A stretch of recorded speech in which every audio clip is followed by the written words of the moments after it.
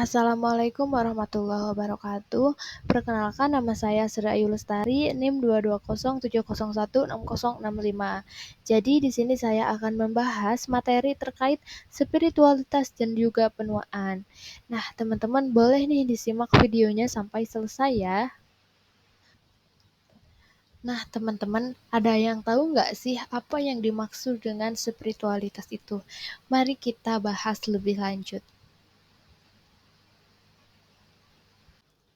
Jadi, menurut Lalani tahun 2020, spiritualitas yang berasal dari bahasa Latin yaitu spiritus.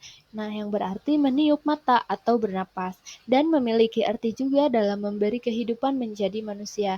Kemudian, kata spirit yang berarti kekuatan dalam diri seseorang sering juga disebut dengan jiwa. Nah, oleh karena itu, spiritualitas juga dapat didefinisikan sebagai kualitas atau keadaan yang bersangkutan dengan agama. Oke, teman-teman, untuk selanjutnya yaitu ada faktor-faktor dan juga karakteristik spiritualitas. Nah, untuk faktor-faktornya menurut Ardiani H 2019 dibagi menjadi 3 bagian, yaitu yang pertama ada tahap perkembangan, yang kedua ada peran keluarga, yang ketiga ada latar belakang etik dan budaya, yang keempat ada pengalaman hidup yang sebenarnya, yang kelima yaitu krisis dan perubahan, yang keenam ada terpisah dari ikatan spiritual, dan yang terakhir yaitu isu moral terkait dengan terapi. Itu ya terkait faktor-faktornya. Nah, untuk karakteristiknya menurut Munawarah et al. 2018 ini dibagi menjadi 4 bagian. Yang pertama yaitu ada hubungan dengan diri sendiri, yang kedua ada hubungan dengan alam, yang ketiga ada hubungan dengan orang lain, dan yang terakhir ada hubungan dengan ketulusan. Itu yang terkait faktor dan juga karakteristik spiritualitasnya. Oke, untuk yang selanjutnya yaitu ada dimensi spiritualitas. Nah, menurut O'Brien 2018 ini dibagi menjadi 3 bagian. Yang pertama yaitu ada keyakinan individu. Nah, di mana konsep komponen dari konstruksi kesejahteraan spiritual yang digambarkan sebagai hubungan individu dengan Tuhan. Dan yang kedua yaitu ada kepuasan rohani, di mana hal ini sebuah konsep yang berhubungan dengan seseorang yang merasa hidupnya penuh dengan kasih sayang Tuhan.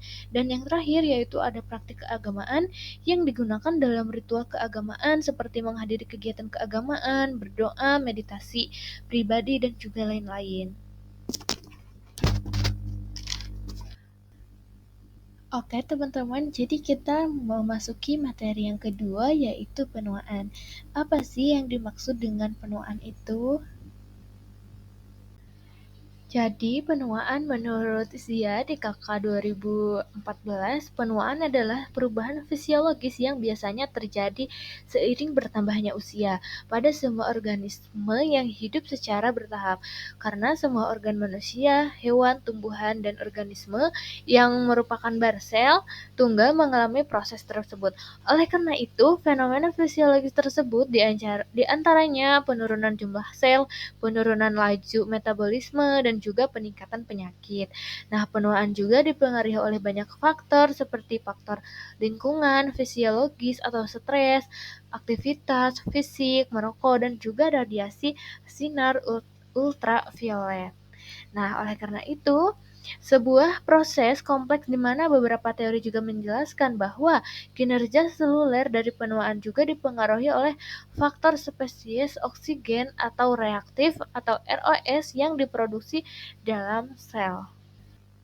Oke, untuk yang selanjutnya yaitu ada jenis-jenis penuaan. Menurut Tanti Tatang Irianti et al. 2022, ini dibagi menjadi 5 bagian. Yang pertama yaitu ada penuaan kronologis, di mana penuaan kronologis ini adalah jumlah tahunan seseorang yang telah hidup.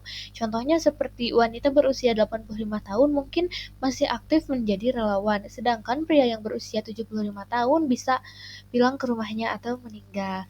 Nah, seperti itu. Terkadang kita berkata bahwa dia terlihat lebih muda dari usianya, atau dia tidak bertindak sesuai usianya. Nah, dalam kasus ini usia biologis, psikologis, dan sosial tidak sesuai dengan usia kronologisnya. Dan untuk yang kedua yaitu ada penuaan biologis, di mana hal ini melibatkan hilangnya sel dari waktu ke waktu. Dengan penuaan biologis, jaringan dan organ cenderung tidak berfungsi secara efisien. Nah, kemampuan tubuhnya untuk memperbaiki diri sendiri yaitu dapat dapat mempengaruhi keterlambatan dan juga fungsinya kekebalan tubuh secara turun-temurun. Dan untuk yang ketiga yaitu ada penuaan psikologis, di mana penuaan psikologis ini melibatkan perubahan dalam memori, pembelajaran, kecerdasan, kepribadian, dan juga coping. Dan yang keempat yaitu ada penuaan sosial, di mana penuaan sosial mengacu pada perubahan peran dan hubungan. Tidak jarang orang yang lebih tua itu mendapatkan peran baru, seperti menjadi kakek nenek atau mungkin berganti peran. Nah, dari seorang karyawan hingga pensiunan, seperti itu. Dan untuk yang terakhir yaitu ada penuaan fungsional, di mana hal ini terkait dengan bagaimana orang dapat membandingkan secara psikologis dengan orang lain untuk usia yang sama. Seperti itu. Oke teman-teman, cukup sekian pemaparan materi dari saya.